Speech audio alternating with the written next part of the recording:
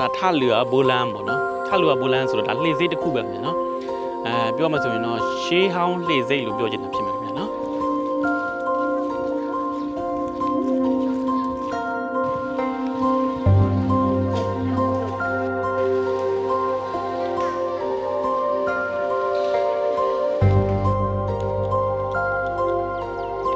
ကြည့်ပါရှူရင်းရှဲပေါ့နော်ဒီချော်လေးမှကြောက်တာတဲ့ဟုတ်လားချော်မကြောက်တယ်ဟုတ်လား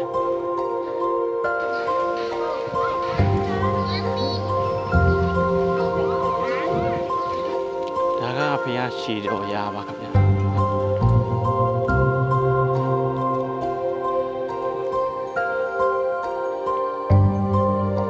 အဲ့ဒီဟိုဝမ်းဝမ်းလေးရလေအဲ့ဒါတကယ်တော့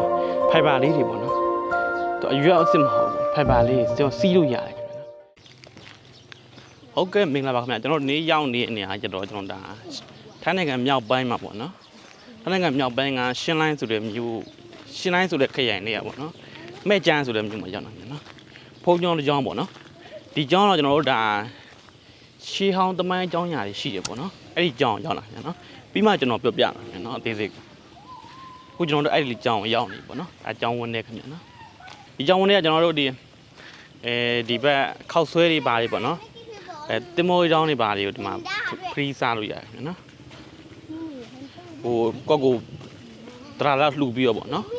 လူငွေထည့်ပြီးတော့မှသုံးဆောင်လို့ရတယ်ခင်ဗျာနော်တင်မောတောင်းနေပြီးလို့ရှိရင်ကျွန်တော်တို့ဒီနတ်မြို့ပေါ့နော်နတ်မြို့ဆိုတော့ကျွန်တော်တို့ဒီထိုင်းနိုင်ငံမြောက်ပိုင်းမှာနောက်မှကြီးတဲ့ခောက်ဆွဲတဲ့မြို့ပဲခင်ဗျာနော်အခုကျွန်တော်လာရင်တော့မိုးရွာနေတာပေါ့နော်မိုးရွာနေတဲ့အချိန်တရက်ကြာဘိုးမှပြီးကျွန်တော်တို့ရေခဲမှာကျွန်တော်တို့ဘာရွက်လဲရွက်လေဗီဒါရွက်လားအဲ့ဒီအရွက်စီးလို့ရတယ်ခင်ဗျာနော်ခုကျွန်တော်သွားတော့ဖះအောင်သွားနိုင်ခင်ဗျာနော်ဒါရစာ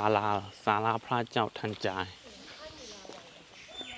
မဖះရောက်လာပြီခင်ဗျာအိုးမခွေးတွေအများကြီးပဲဒီမှာကျွန်တော်ထမ်းပင်လည်းရှိရဗျာအရင်တော့ဒီကျောင်းရဲ့နာမည်ကကျွန်တော်ကွန်တီးပင်ပါပါနော်အရင်တော့ဒီကျောင်းကဗာလဲဒီကျွန်းလေးဒါကကျွန်းပေါ့ပြောကျွန်းလေးသဘောမျိုးပဲခင်ဗျာနော်ကျွန်းဆိုမှဟိုပင်လယ်ကမ်းစပ်မှာရှိတဲ့ကျွန်းမျိုးတော့မဟုတ်ပေါ့နော်ဒါလယ်ကွင်းထဲမှာရှိတဲ့ကျွန်းစုလေးတစ်မျိုးပေါ့ပြီးမှဆိုရေကန်ဒီလယ်ကွင်းတွေပဲရှိတာခင်ဗျာနော်အရင်တော့ဒီကုန်းလေးကကျတော့ကျွန်တော်တို့ကွန်တီးပင်တွေအများကြီးရပေါ့နော်အဲ့ဒီကွန်တီးပင်တွေကိုဆွဲပြုတ်ပြီးတော့မှဒီနေရာကိုကွန်တီးပင်ပေးထားပေါ့နော်ဒါကျွန်တော်ကဖျားကုန်းမရောက်လာပြီခင်ဗျာနော်လူဖူးမျိုးပါအောင်ခင်ဗျာနော်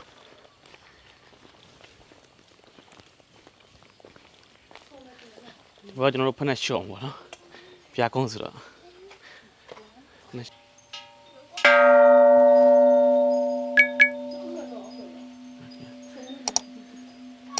ူးမျိုးကြောင်းအောင်ခင်ဗျာနော်ဒီမှာတော့ဒီဟွာလှူလို့ရတယ်ပေါ့နော်ဒီအားကျတော့ဟွာပြောမှဆိုတော့ဒီမှာကိုတထားလောက်ပေါ့နော်ထည့်ရတယ်โอเคဒါကကျွန်တော်တို့ဒီမှာလှူလို့ရပါเนาะအဲ့လိုလှူလေးလှူလို့ရခင်ဗျာเนาะကိုအဆင်ပြေတယ်လို့ပေါ့เนาะဒီမှာတပတ်လှူလေးရနှစ်ပတ်လှူလေးရတယ်မပြလှူလေးရလှူတန်းဆိုတာနည်းအများမရှိခင်ဗျာเนาะခုမျိုးရောက်ပါခင်ဗျာเนาะဒါဈေးဒီခင်ဗျာ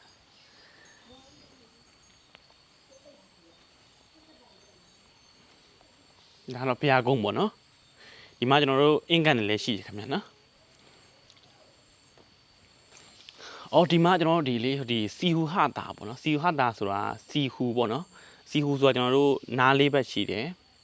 ဟတာဆိုတာကျွန်တော်ထိုင်းလုံးပေါ့နော်ဟတာဆိုတော့မြန်မာလိုဆိုလို့ရှိရင်မျက်လုံးပေါ့နော်မျက်လုံး၅လုံးပါတယ်ပေါ့အဲ့ဒီအကောင်ပေါ့ဒါပေမဲ့ဒါကကျွန်တော်တို့နာဒီပြုထားတာမဟုတ်ပေါ့နော်ဒါပြောမယ်ဆိုတော့ဒါပါဇက်ရာဆိုလို့လည်းပြောလို့ရပါပေါ့နော်အရင်တော့ဒီမှာအဲ့ဒီအကောင်တစ်ကောင်ရှိရပေါ့နော်သူကဘာပဲဆက်ပေါ့နော်သူကတဝက်လောက်ကိုစားပစ်တာပေါ့နော်အဲ့ဒီအကောင်ကအဲ့ဒီအကောင်ကကျွန်တော်စောပြောတဲ့မျက်လုံး၅လုံးနဲ့နားလေးပဲအကောင်ပေါ့နော်အဲ့ဒီအကောင်ကျွန်တော်ဒီဒေသခံတွေကနေပြီးဝိုင်းဝန်းဖမ်းပြီးတော့မှရှုံနှောင်ထားလိုက်တာပေါ့နော်ရှုံနှောင်ထားတဲ့ခင်မှာဒီကောင်ဟိုညာကြီးပေါ့နော်အေးလို့ဆိုပြီးတော့မှကျွန်တော်မီးပြိုးပေးထားပေါ့နော်မီးပြိုးပေးထားတဲ့အချိန်မှာသူကနေပြီးတော့မှအဲ့ဒီအကောင်ကနေပြီးတော့မှသူစားပိုက်စားတော့ပေါ့နော်အကျန်တဲ့ဟာစားကြမရှိတော့အသီးနဲ့စားမရှိတော့ကျွန်တော်သူကအဲ့ဒီမီးသွေးမီးခဲတွေကိုသူကစားပလိုက်တာပေါ့နော်စားပလိုက်ပြီးတော့နောက်နေ့သူကမစင်စွန်းတဲ့အချိန်မှာသူကရွှေတုံးရွှေခဲလို့ပြောတယ်ခင်ဗျာနော်ဒါကတော့ပါဇက်ရာဆိုရင်ပေါ့နော်ကျွန်တော်အဲ့လိုမျိုးနေရာမြန်နော်ဒီနေရာအဲ့ဒီကလည်းရှိတယ်နောက်တစ်ခုကကျွန်တော်တို့ငှရှင့်အဖြူကြီးပေါ့နော် ငရှင်းအရှိအကြီးကြီးပေါ့နော်ငရှင်းကရိုးငရှင်းမဟုတ်ပေါ့နော်ငရှင်းကတော့ဒီသူတို့ပြရတော့ကျွန်တော်တို့ဒီငရှင်းတဲ့ငကားရဲ့သားလို့ပြောတယ်ခင်ဗျာနော်အဲ့ဒီငရှင်းကိုဒီရောသားတွေကရလာတော့ပေါ့နော်ဘယင်မင်းကိုဆက်တက်လာပေါ့ဟိုအရှင်တော့နော်ဘယင်မင်းကိုလာပြီးအကြောင်းကြားအချိန်မှာဘယင်မင်းကနေပြီးတော့မှဒါကငါးမျိုးစားပဲပေါ့နော်စားလို့ရတယ်ဆိုပြီးတော့မှရောသားတွေကိုစားခိုင်းလိုက်တာပေါ့နော်စားခိုင်းတဲ့အချိန်မှာအဲ့ဒီငါအဲ့ဒီငရှင်းရပေါ့နော်စားခိုင်းတဲ့အချိန်မှာပေါ့နော်အဲ့ဒီငရှင်းရကြောင့်ရိုးငရှင်းမဟုတ်တဲ့အတွက်ပေါ့နော်ကျင်စာတင့်ပြီးပေါ့နော်ဒီနာရွာတွေအကုန်လုံးပေါ့နော်အဲ့ဒီတစ်မျိုးလုံးပေါ့ပြောရမှာဆိုတော့အဲ့ဒီဒီမျိုးကြီးတစ်မျိုးလုံးရေမြုပ်သွားတာခင်ဗျာနော်မြုပ်သွားတဲ့အချိန်မှာဒါပေမဲ့အဲ့ဒီထဲမှာကြံနေတဲ့နေရာကြံနေတဲ့ဒီမုတ်ဆိုးမကြီးရဲ့အိမ်လို့ပြောတယ်ခင်ဗျာနော်အဲ့ဒီမုတ်ဆိုးမကြီးကမစားဘူးပေါ့နော်အဲ့ဒီမုတ်ဆိုးမကြီးအဲ့ဒီငရှင်းသားကိုမစားရတဲ့အတွက်အဲ့ဒီသူ့အိမ်နေတနေရာစာပဲကြံနေတာပေါ့နော်သူ့အိမ်နေစရာကြံတဲ့နေရာအခုနေရာပဲခင်ဗျာနော်အခုကြောင်းဆောက်ထားတဲ့နေရာပေါ့နော်ကြောင်းဆောက်ထားတဲ့နေရာအခုတနေရာကြံနေရပေါ့နော်ပြပြရှာလေးကကျွန်တော်ရေကန်ဒီပေါ့နော်ကျွန်တော်လေကွင်းတွေပဲရှိရမယ်နော်ဒီကြောင်းကတော့ကျွန်တော်တို့ဒါဆိုတော့ကျွန်တော်ပြောလို့ပဲပေါ့ဒီကျုံလေးသဘောမျိုးပေါ့နော်ကျုံလေးသဘောမျိုးပဲကြံရှိနေခဲ့တယ်ဒီပေါ်မှာကျွန်တော်ကြောင်းပြန်ဆောက်ထားရမယ်နော်ဒီကျုံလေးမှာပဲအရင်တော့ကျွန်တော်တို့ဒီကွန်းမင်းနေပေါ့နော်ကွန်းသီးပင်နေအများကြီးရှိတယ်ပြောတယ်ခင်ဗျာနော်ဒါကကျွန်တော်တို့ဒါဟိုသူ့နာအပြည့်အတီးပြုတ်ထားတာမဟုတ်ဘူးခင်ဗျာနော်ဟိုပြောမှဆိုရင်ဒါဗဇက်ရာဆိုရင်ပေါ့နော်အဲ့လိုပြောဗဇက်ရာဆိုရင်လို့ပြောလို့ရတာပေါ့နော်ဒါပေမဲ့ဗဇက်ရာဆိုတော့တကယ်ရှိခဲ့လို့လည်းဖြစ်ရင်ဖြစ်မှာပေါ့နော်ဟုတ်လားသမီးဒီမှာတကယ်ရှိရဟုတ်လားပါလိုင်းလေပါလိုင်းတကယ်ရှိရဟုတ်လားစီယူဟာတာလည်းရှိရနော်ဒီမှာထောင်းလည်းရှိရသမီးမကျရွှေလူခဲ့တာไม่ใช่ทองจริงไงทำบุญได้ตะวันก็ทำบุญได้นะไม่มีทอง มาดิมาช่วยจูလေးတွေဆွจูလေးတွေมาလက်ကောက်ကလေးတွေပေါ့နော် แม่เอาไฟพร้อมมั้ย ဒီမှာชอบกันมั้ยနော် เอาต่างหูมั้ยเอาต่างหูมั้ยเอ็นนั่นเราไม่ใช่วางไว้ตรงนี้ နော်ဒါကျွန်တော်ကတ်လို့ရတယ်နော်ဒါကကျွန်တော်ဆော့ပြောတဲ့ငကားမင်းပေါ့နော်အဲ့ဒီငကားရဲ့သားတော့ငရှင်းပေါ့နော်အဲ့ရှင်တော့ဒါအကြောင်းရတွေရောဒီနေရာတော့အများကြီးပဲခင်ဗျာနော်တမိုင်းညောင်းညာတွေလိုမျိုးပေါ့နော်ဘယ်စက်ရာဆိုရင်ပေါ့နော်အဲ့လိုမျိုးအကြောင်းရတွေနဲ့ပြည့်နေတဲ့နေရာခင်ဗျာနော်ပုံမျိုးကြပါအောင်ခင်ဗျာနော်ဒါကကျွန်တော်တို့မဲ့ကြံမြို့ခင်ဗျာနော်ဒီအကြောင်းရဲ့နောင်မယ်ကကျွန်တော်တို့ဒီဗာလဲဝက်ပါပေါ့နော်ဝက်ပါမနော်ပေါ့နော်မဆိုတာကျွန်တော်တို့မဆိုတာကျွန်တော်တို့ဟိုပြောတာပေါ့နော်ကွန်တီးပြောချင်တဲ့ပုံပဲနော်။ဒါကျွန်တော်ကဒီကွန်တီးပင်လေးကုန်းပေါ့နော်။ကွန်တီးပင်ကုန်းပြောတာပဲနော်။ဝပ်ပမနော်ပေါ့နော်အဲ့လိုမျိုးခင်ဗျာ။တူလာလို့ရှိရင်ကွာထောင်းလိုက်။ဆိုတော့ကျွန်တော်ပြောခဲ့ဒီမျက်လုံး၅လုံးနဲ့နားလေးဘက်အကောင်ကျွန်တော်မြည်သူသွားကတ်နော်။ပြီးကျွန်တော်တို့နောက်နေ့ကျကျွန်တော်လာပြီးတော့ရွှေတုံးလာကောက်မှာပေါ့နော်။ရွှေတုံးလာကောက်မှာဟိုဒါကထမ်းပင်ခင်ဗျာနော်ဒါကတော့ထပူပင်ပေါ့နော်တော့ဘုံထန်စားရရှိရဆိုထပူပင်ပေါ့နော်တကယ်လို့သူကထမထပူရှိရလीနော်ဓမ္မဆိုကျွန်တော်အသီးသီးရဲ့ပြင်ဓမ္မလည်းခေါ်တာပေါ့နော်ဒါဆိုရင်ထပူပေါ့နော်ထပူသူကဒီမှာပုံမှာထပ်ချောင်းနေရှိရပေါ့နော်အဲ့လိုမျိုးခင်ဗျဒါဘေးပချာလေးစောကျွန်တော်ပြောလို့ပဲရေကန်နေခင်ဗျနော်ရေကန်နေများစွာရှိရပေါ့နော်ဒီအကြောင်းဝင်ချင်းပေါက်သွားပြီပေါ့နော်ရှေ့မှာကျွန်တော်တို့ဒီအစားတော့စားလို့ရပါပေါ့နော်လှူတာပေါ့နော်အဲ့လိုမျိုးဒီမှာခောက်ဆွဲစားလို့ရတယ်ပေါ့နော်တင်မိုးတောင်းနေစားလို့ရတယ်ပေါ့နော်ရေပါလဲလက်ကားစားလို့ရတယ်ခင်ဗျာနော်ရေတို့အေးတို့ပေါ့နော်ကော်ဖီကအစားရှိတယ်ခင်ဗျဆိုတော့ကျွန်တော်တွေ့လာပေါ့နော်မှကျွန်တော်ပြန်ကားကျမှရိုက်ပြန်ပါခင်ဗျာနော်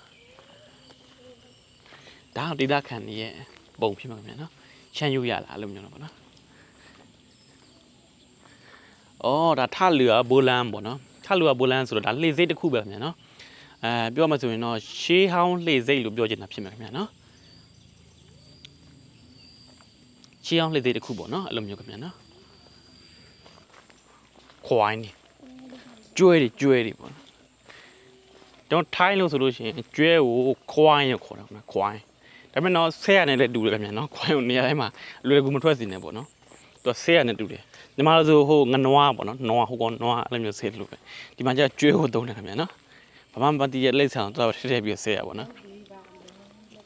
ညီမဆိုနွားပေါ့ဟိုငနွားပေါ့အဲ့လိုမျိုးဆဲလို့ပဲပေါ့နော်ဒီမှာကျကျွဲကိုသူကအသုံးတယ်နော်ခွိုင်းပြီးပေါ့နော်အဲ့ဒါဆဲတဲ့သဘောမျိုးပဲခင်ဗျာနော် စောစောကျွန်တော်ပြောတဲ့ဒီဟိုပါလေဟိုမိသွေးမိခဲကြီးကိုစားပြီးတော့လေဟိုမစင်ပြင့်ပြန်စွန့်ပြီးတဲ့ဟောပေါ့နော်စီဟူဟာတာမျက်လုံး၅လုံးနဲ့နားလေးပဲအကောင်ရှိကိုရောက်ပြီခင်ဗျာနော်ကျွန်တော်မိသွေးသွားပြီးတော့ပူဇော်မယ်ပေါ့နော်ပူအောင်ပေါ့လို့မျိုးပေါ့နော်အစာကျွေးမယ်လို့မျိုးပေါ့နော်အစာကျွေးမယ်ခင်ဗျာမာတော့ဒီမှာကျွန်တော်ဒီဟိုလေဟိုဗာမီတောင်ပိုးလေချိန်မယ် တူလေ လျှော်ရလဲနော်ဒီမှာလေဟိုထဲမှာဒါကဘယ်လိုခေါ်လဲကျွန်တော်တို့ဒီမြေတွေကလေကျွန်တော်တို့ဟိုမှာဖျားစီလိုမျိုးပေါ့နော်ပေါ်ထိုးထောင်တောင်ပိုးလိုမျိုးပေါ့နော်အဲ့လိုမျိုးမြေတွေတောင်ပိုးလိုမျိုးပေါ့နော်အဲ့လိုမျိုးထိုးထောင်ထွက်နေပေါ့နော်ဒါကျွန်တော်တို့တရားမိသွေးခင်ဗျာနော်မိသွေးကျွေးမယ်ပြီးကျွန်တော်တို့ရွှေတုံးနေမစင်ပြပြန်စုပ်ပြီးမှာပေါ့နော်အဲ့ဒီမှာဒီမှာ man ဆိုတာအကောင်ပေါ့နော်အကောင်အဲ့ဒီအကောင်အားဒီမှာစီဟူပေါ့နော်စီဟူဆိုတာကျွန်တော်တို့ဒီဟာစီဟူဆိုတာကနားလေးဘတ်နော်စီဆိုတာလေးကိုပြောတာဟူဆိုတာနားကိုပြောတာနော်မဟာတာပေါ့နော်ဟာဆိုတာထိုင်းလိုမျိုးဆိုရှင်နံပါတ်5ခင်ဗျနော်ညီမဆိုနံပါတ်5ပေါ့နော်အဲ့ပြီးဒါတာဆိုတာကျမျက်လုံးခင်ဗျနော်ဟာတာပေါ့နော်မျက်လုံး5လုံးခင်ဗျနော်မျက်လုံး5လုံးနဲ့နားလေးဘတ်အကောင်ပေါ့နော်အဲကျွန်တော်အဲ့မိသွေးကျွေးမှာနော်ချာလူလည်းကျွေးနေ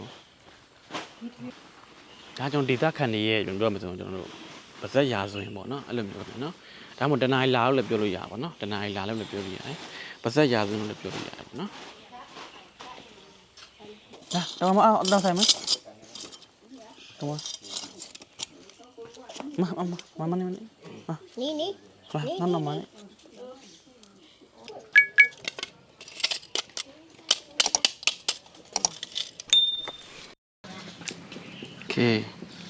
Dalian. Gimana boleh? Dalian. Dalian. Hah? Malah saya. No. Mai matang lu.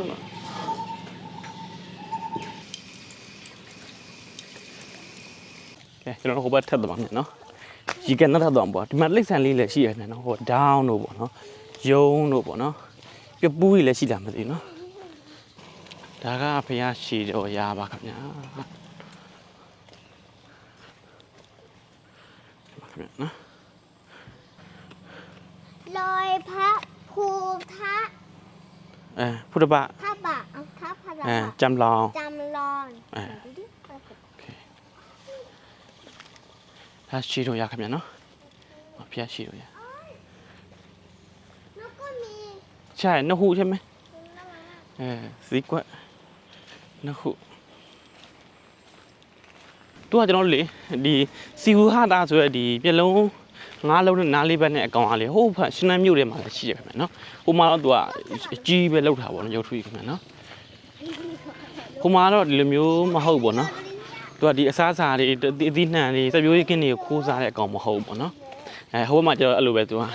ဒီတိုင်းပဲတွေ့တာပေါ့နော်သူ့ရဲ့ဂူလည်းတွေ့ရဆိုပေါ့နော်အဲ့လိုမျိုးနော်ဒါပေမဲ့ဒီဘက်ကကျတော့သူကလူတွေကိုအသီးနှံတွေခိုးစားလို့ပေါ့နော်အဲ့လိုမျိုးဖြစ်လို့ဖြစ်စည်းလို့ဆိုပြီးတော့မှသူ့ဖမ်းလိုက်တဲ့အချိန်မှာအဲ့ဒီကောင်အဲ့လိုမျိုးဖြစ်လာခင်ဗျာနော်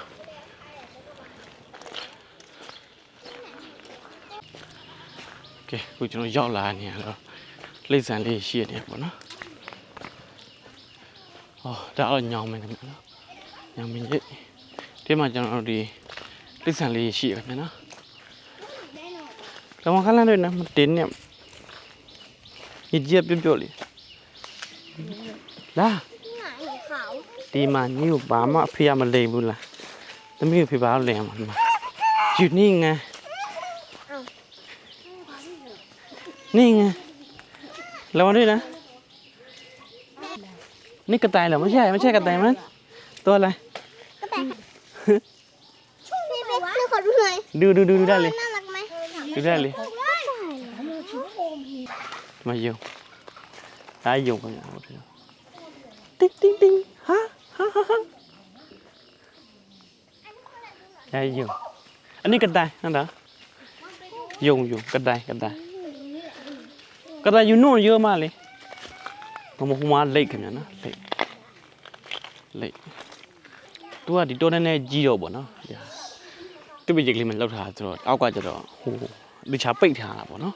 တန်စကားရင်းနဲ့အပေါ်တွေအားပေါ့နော်ဘာလို့ဆိုတော့တခြားမူတွေပါကြောက်ရလीနော်အားကြောက်မလို့ယုံကြက်တွေရောဟောနော်ယုံနေအများကြီးပဲပြန်ဟုတ်တယ်တယ်ဟုတ်တယ်တယ်ပေါ့နော်ယုံနေဟိုးအထည်ထဲမှာအများကြီးပဲပေါ့နော်ဟုတ်တယ်တယ်ဟုတ်တယ်တယ်ပါနော်ယုံနေဟုတ်တယ်တယ်မှာအများကြီးပဲမချကြက်တွေရောဟိုးမဟိုကျွန်မစင်းလေးပေါ်မှာတော့အများကြီးပဲကြည့်ပါဟိုးစင်းလေးပေါ်မှာထိုင်နေရ ทำมันลงไปดูทำว่าแล้วที่ได้ไม่ได้ทำมันลง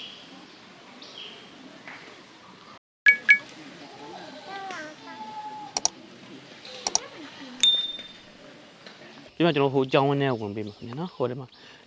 သွားပြမှာပြပူလို့ရတယ်ပေါ့နော်လေးตัวอะไรนะตะวันเหรอให้เบลล่าไม่ใช่นะ ไม่อยากเข้าไป စိတ်ดีใช่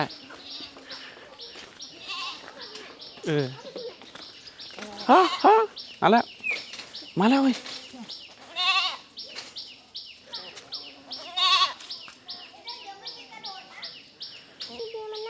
เจ็บยาวแต่ไม่เปียวอะไรเลยแม่ให้เลยอะไร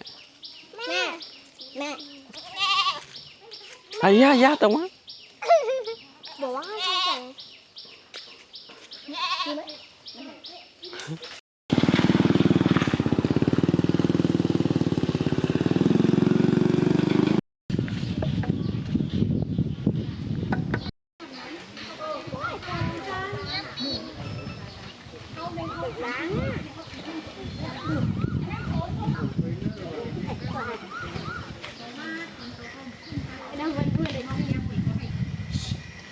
เอ้ยขึ้นมาแล้วเอ้ยถึงแล้วมันให้มันล้มเลยดูกูนะนี่ไหนมากเฮ้ยตัวนี้ก็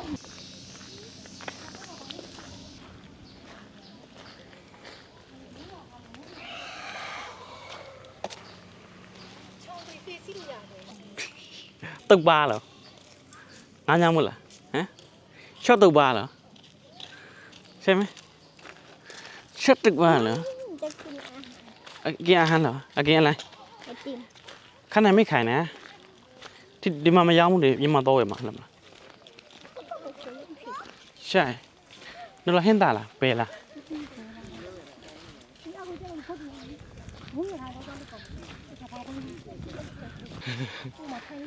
ครับสวัสดีครับอาหารบาร์นี่เท่าไหร่ครับปันละ 99ค่ะ 99ค่ะอันนี้ก็99เหมือน อ๋ กั อ ค่ะ เอาปล่อยอันไหน ปล่อยเตาหรือปล่อยปลาไหลดี อ๋อ คะปลาไหลค่ะปลาไหล ปลาอะไรดีกว่านะได้ไม่เป็นหนักเอากระปุกไหนดีคะ กระปุกนี่ก็ได้กระปุกนั่นก็ได้โอเค เตา แล้วก็ปลาอาหารปลาด้วยครับอาหารปลางั้นชิมกันนะ ทำปล่อยปลา จ่ายตังค์เท่าไหร่นะ อ๋ออันนั้น ร้อยสิบ 20อันนี้99 99 120เนาะ ค่ะ 120120ก็ได้มางั้นเราจุ่มวะฮะอันนี้ใช่ไหมวันตรงนี้เหรอหรือว่าวันนู้นก็ได้นะตรงนี้ก็ได้โอเค เป็ดเอ้ยเป็ด เท่าไหร่เบ็ด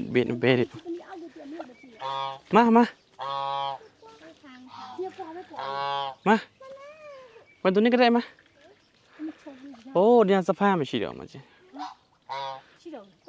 ยาแต่เราโอเคบอลเลยရှိတယ်ထမ်းဖို့တော့တော့ပါဒိတ်ချံပါဒိတ်ချံပါထမ်းဖို့တော့တော့ပါဒိတ်ချံပါ บายบายบอลเลียนไปแล้ว ใกล้ต้องมา ปิดลีดิ มาใกล้ต่อ ตามเบลีดิ ได้ไง นี่มันซาแล้วมาเจี๊ย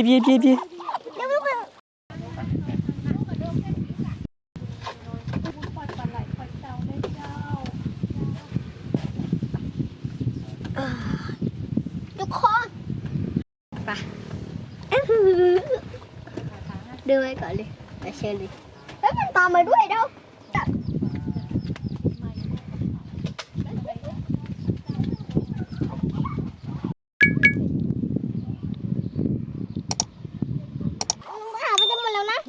mình về hả mẹ của mình nó biết đâu má đi ôi mẹ trời ơi ôi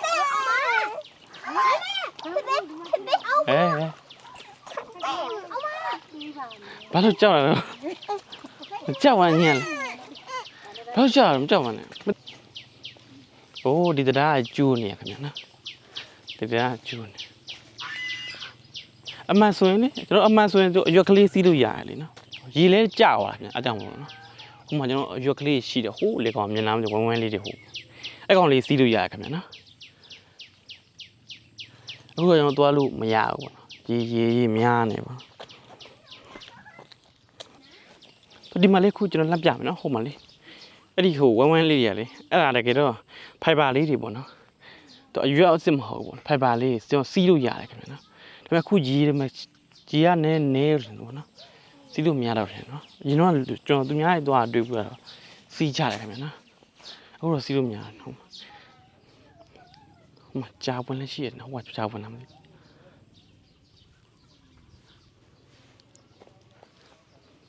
ကြည့်ဒါသူကဒီကြောင်းကုန်းလေးရဲ့ပတ်ရှာလဲမှာဒီကျွန်တော်ဟိုဘက်မှာတောင်လေးကြည့်အောင်တောင်လေးပေါ့နော်ပြီးရင်ဒီအင်းလိုမျိုးကန်လေးပေါ့နော်ရေလောင်ကန်မဟုတ်ဖြစ်တော့ဒါအင်းသဘောမျိုးတွေခင်ဗျာနော်လိုကန်နေပြီးလေခွင်းနေပေါ့နော်ဖုံးကြောင်းကျလေဘဟိုမှာရှိတာပေါ့နော်လေဘဟိုတက်မှာသူကအနာမဲ့ချက်မယ် เขาแสนนี่แม่เจ้าของมันทุกอันเลย ဟုတ်လား มันน่าจะเกิดมาเองกับแม่ อืม เอ๊ะอ๋อนี่แหละรู้จักก็ตัวชิบหายละไม่นะนี่มันตัวใหญ่มาแล้วไอตัวใหญ่นะ อันนั้นพ่อใช่ไหมဟုတ်လား မောင်းလာလားမသိ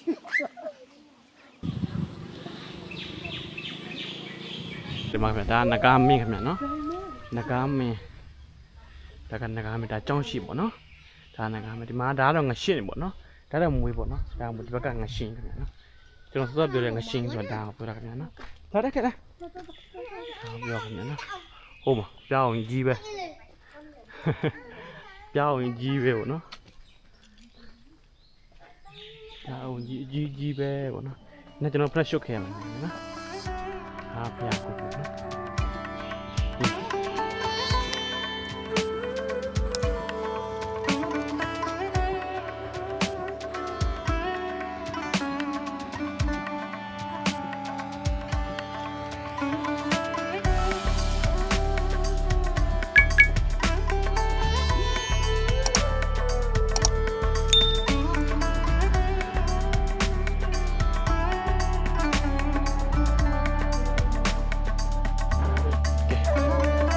ဒီကက်လေးဖွင့်ပြကြပါမယ်နော်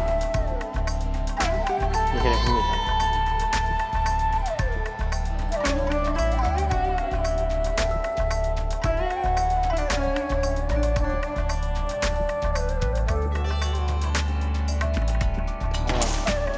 ဒီပစ်ချီလေးနော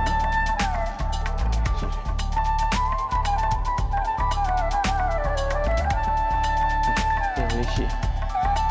လင်းတမြန်တိုင်းနော်ဟုတ်ပြောင်းကြောက်စရာကဲဒါဆိုတော့ကျွန်တော်ပြောတဲ့ဟိုပါပေါ့နော်ဟိုပြားလဲကြိုက်မကြောက်လေခုအမလေးဒါဟိုလှမ်းကျွန်တော်လှမ်းမြင်နေရတာနဂါမင်းကြီးရယ်ဒီကမွေရယ်ပေါ့နော်မွေလားငရှင်းလားမသိဘူးနော်ဟိုဘက်ကတော့ငရှင်းပေါ့နော်ငရှင်းဖြစ်မှမြန်နော်မွေကောင်းမဟုတ်ဘူးမြန်နော်ငရှင်းမဟုတ်ဖြစ်ဘူးလားပြားဆိုတာလူမျိုးပေါ့ကျွန်တော်တို့ကလည်းဒီအနေကင်းတဲ့နေရာပေါ့နော်လာပြီးနေတဲ့သဘောမျိုးခင်ဗျနော်ဒီမှာကြည့်ပါဦးအနေကင်းတဲ့နေရာဘာလို့လဲဆိုတော့အိမ်နေဘုံเจ้าနေရာကျအနေကင်းနော်အိမ်ကတော့ကျွန်တော်တို့မလွယ်ပါဘူးပေါ့နော်အိမ်ကကျတော့မလွယ်ဒါပေမဲ့ဒီဟိုဟာတွေကတော့လွယ်ပါတယ်ဒီเจ้าနေပါလိမ့်မှာသူတို့အနေကင်းနေတယ်နော်အဲဒါကြောင့်မို့သူတို့မှာရှိတာခင်ဗျနော်ဒီမှာခင်ဗျနော်ပြားရ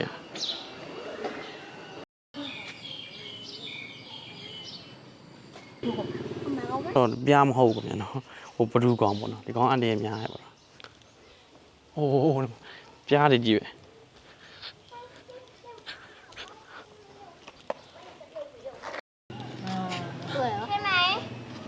ကဲကျွန်တော်တို့ဒီကျောင်းဆောင်ပြန်ထွက်လိုက်ခင်ဗျနော် ဟိုပြားရည်နဲ့နုံပေါ့ခင်ဗျာပြားကြောက်တာပေါ့နော်ဒါကကျွန်တော်တို့ဖျားကုန်းပေါ်တက်အတက်မှာပေါ့နော်ဒါလည်းဖျားဆင်းတော်တယ်ပဲခင်ဗျာနော်ဒီမှာဘုံမျိုးကြပါအောင်ခင်ဗျာမြင်ကြပါအောင်ခင်ဗျာကဲဒါကကျွန်တော်ကြောင်းပါခင်ဗျာဟောဒါဘောနော်ဒါ มันเหรอ ဟုတ်တယ်မန်ใช่ဒါဘောနော်ဒါကကစုံပြောင်းပေါ့နော်ဥပေါ့နော်မြေဥကစုံပေါ့နော်ဒါ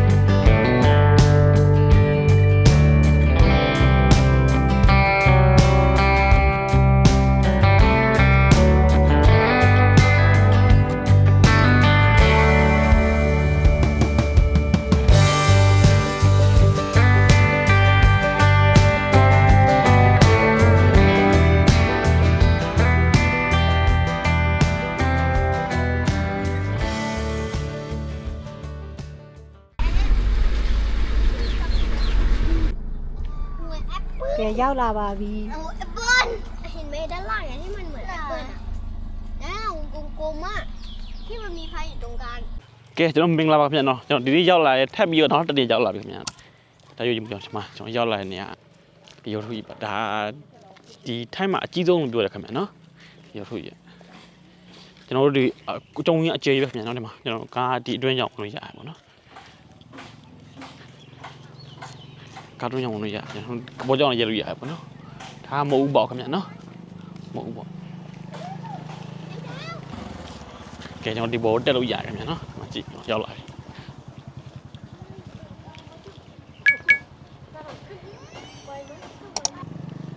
ဒီကျေးပဲခင်ဗျာနော်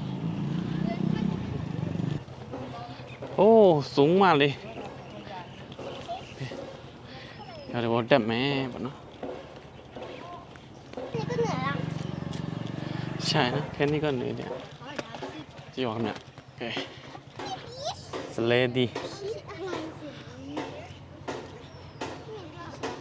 โอ้ชุกุนไม่เลยจริงเหรอครับเนี่ยโอ้โหออกมาเลยจริงเหรอมาชานใช่ไหมเซนเลยโอ้สวยไหมสวยมากเลยเนาะ อันนั้นสวยกว่า ใช่ဒီပဲရှိမျက်နှာပြင်ပို့ပြီးလှတယ်နော်ကြည့်ပါโอ้ကျွန်တော်မြင်ကွင်းတစ်ဆုံးမှာဆိုရယ်ခုတင်တက်နေနေပေါ့နော်တောင်တန်းနေနဲ့တောင်တန်းကဒီဘက်ဒီမှာဆိုလို့ရှိရင်လက်ကွင်းနေတယ်မြန်နော်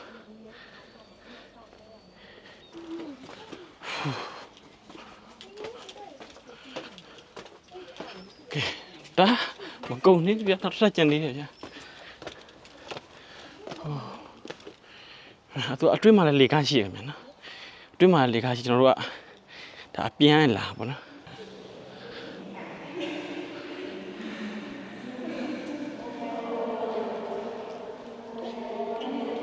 โอ้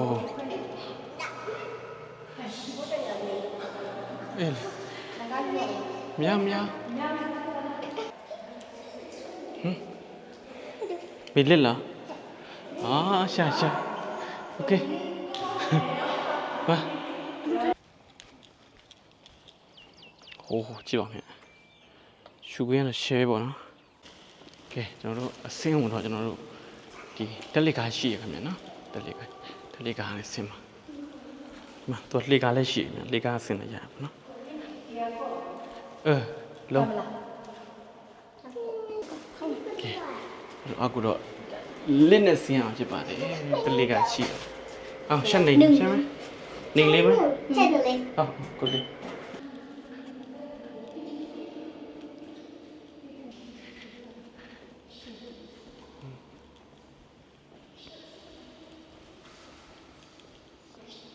우리 코는 바로 좀 씌워 좀 우리 코 마세아로 씌래 ကဲကျွန်တော်တို့ဝီခုံးနဲ့ပါကျဲတွေကိုလိုက်ရှာအောင်ပါဗျာနော်မရှိမလားလို့ပေါ့နော်ဆရာတော်ဒီမှာရောက်နေပါနော်ဝီခုံးတို့ရောက်မလားလေโอเคဒါကျွန်တော်တို့ပြောရင်ဒါကျွန်တော်တို့ဒီနှစ်ထပ်မြောက်ပေါ့နော်ဒါကနှစ်ထပ်ခင်ဗျာအော်မတစ်ထပ်ရှိတယ်ပေါ့နော်ပြီးတော့ဟိုအပေါ်ဆုံးကြောင်ပေါ့နော်လေမတက်သွားခင်ဗျာနော်တက်သွား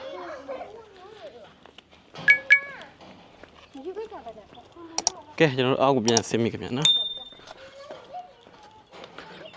ဟိုမှာကမောစားတော့ဆင်းပြေပြီဒါကျွန်တော်တို့အလေစစ်ကနေမြင်ရမြင်ခွင့်ခင်ဗျာနော်ကြည့်ပါဦးခင်ဗျာဒီမှာငါကြောက်လေးနော်ဟုတ်လားသမီးကြောက်လားသမီးချော်လဲမှကြောက်တာတဲ့ဟုတ်လားချော်မကြောက်သမီးဟုတ်လားကြောက်ပါနဲ့လားကြောက်တော့မှာအော်ရောက်ပြီအော်ရောက်ပြီကြောက်လေးဆင်းလာပြီကြောက်လေး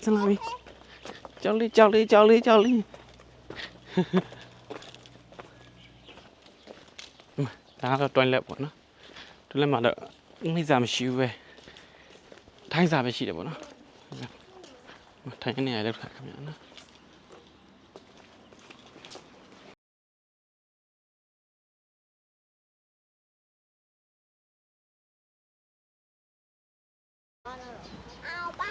ကဲကျွန်တော်တို့ပြန်တော့မယ်ခင်ဗျာနော်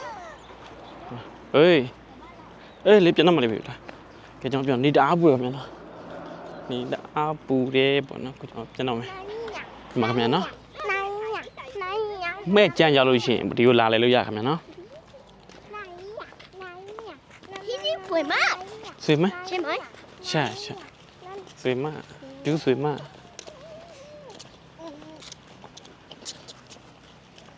ဘိုင်ဘိုင်လို့တော့ဘိုင်ဘိုင်โอเค